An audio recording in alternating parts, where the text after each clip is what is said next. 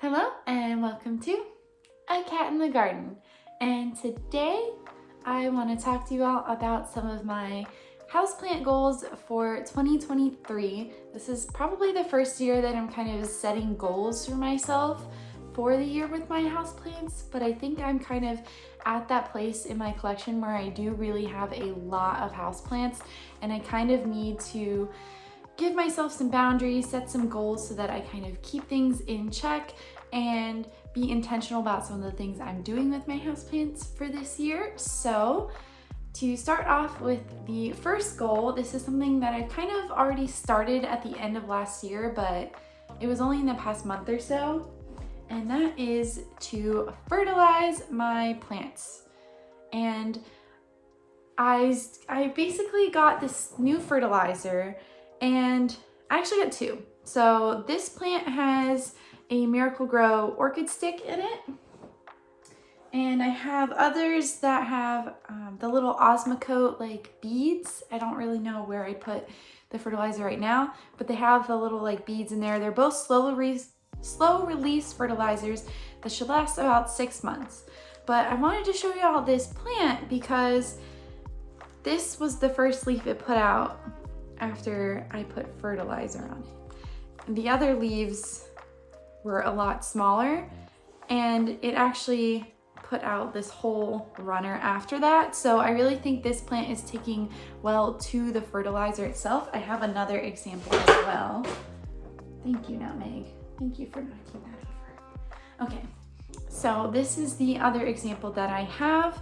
This is my Hoya Wilbur Graves China, and this is the first leaf that it put out. It's kind of hard to, there we go.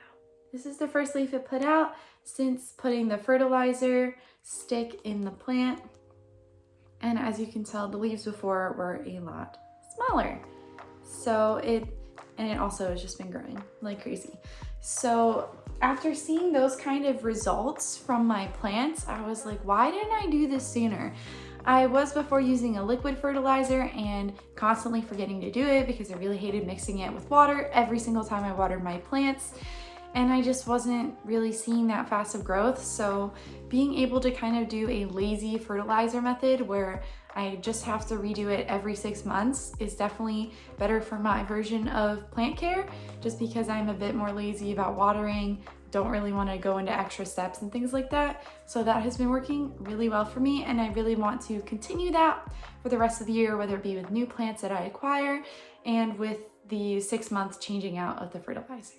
And the next thing, the kind of a goal that I'm setting for myself for 2023 is going to be to acquire more unique plants like this one.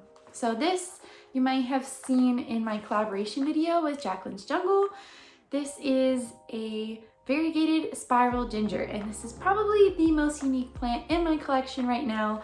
And I kind of feel inspired by this one to get more unique plants. Every time I talk about this one or I've posted it, a lot of people ask me, oh my goodness, what is that? Where did you find it? Things like that. And I kind of want to get more of those unique statement plants, sort of oddballs, things that you wouldn't normally find in someone's collection, because I think this is just a really nice standout piece. It grows really well for me. Yeah, it can kind of be like a little straggly and whatnot, but I really like it. It brings me a lot of joy, and I just want to find more oddball plants like this one. The next goal for myself is going to put more of my plants on poles. I have quite a few plants like this Monstera siltepecana here that have outgrown their trellis situation or have not even been given a trellis or a pole in the first place by me. And as you can see, this thing is going crazy and I think could really benefit from a moss pole. And just like, they're kind of expensive. I've been seeing everywhere they're like $10, $15 each, which kind of, it seems like a lot to me, especially since a lot of them are just like the clear pole that doesn't even include the moss. But I think at some point I'm just gonna have to bite the bullet. I did get the cocoa coir poles as like a bulk package, so I was able to get them a little bit cheaper, but I find that a lot of my plants don't attach to the cocoa coir poles, so I really wanna try and get a moss pole. This is the first plant I wanna put on a pole. This one actually has the Osmocote fertilizer, and as you can see, the leaves actually did get bigger since using that fertilizer, even though it is kind of trailing out at this point. So that's just kind of another perk of using the fertilizer. It really helps with the foliage growth. And with Hoyas, it can actually help with blooms as well. So that is definitely a goal. Also repotting this plant because it is very root bound in here and needs a new situation.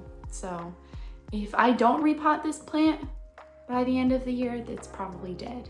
So that's a goal. And another one that I have, I don't really have a plant to show for this, but it's just kind of a goal that I have, would be to hold out for the plant that I really want. So in the past, I've maybe bought plants as cuttings that I really wanted as a nice full plant, but they might have been more expensive at the time.